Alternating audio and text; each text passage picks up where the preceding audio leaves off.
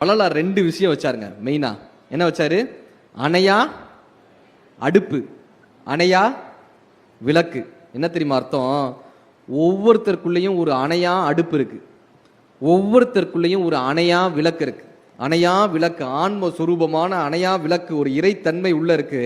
இந்த இறைத்தன்மையை அடைவதற்கு என்னப்பா பண்ணணும்னா, ஒவ்வொருத்தர் வயிற்றில் இருக்கக்கூடிய அணையா அடுப்பு என்னப்பா, அந்த அணையா அடுப்பு பசி என்னும் பெருந்தீய இந்த இறைவன் வயிற்றுல வச்சு அடைச்சு அனுப்பிட்டான்ல, ஒவ்வொருத்தரினுடைய வயிற்றில் இருக்கக்கூடிய அந்த அணையா அடுப்பை நீங்கள் அணைக்கும் போது உங்களுக்குள் இருக்கக்கூடிய அணையா விளக்கு பிரகாசமாக எரிய தொடங்குகிறதுன்றத வள்ளலார் ரெண்டு கான்செப்ட்ல கொடுத்துட்டு போனார்.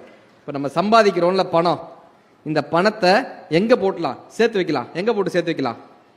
எங்க வைக்கலாம்? பேங்க்ல. கரெக்டா? பேங்க் திவால் ஆயிடுச்சுன்னா வேற என்ன பண்ணலாம்?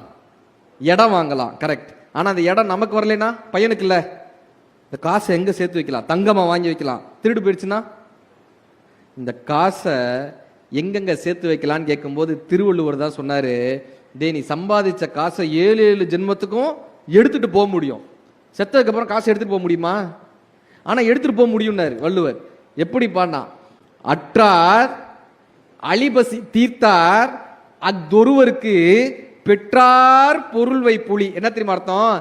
சம்பாதிச்ச பணத்தை பசிச்சவனுடைய வயிற்றுல கொண்டு போய் வச்சிருப்பா, அந்த பணம் உனக்கு 7 ஜென்மத்துக்கும் கூட வரும் பாண்டார். பசிச்சவனுக்கு கூட வயிற்றுல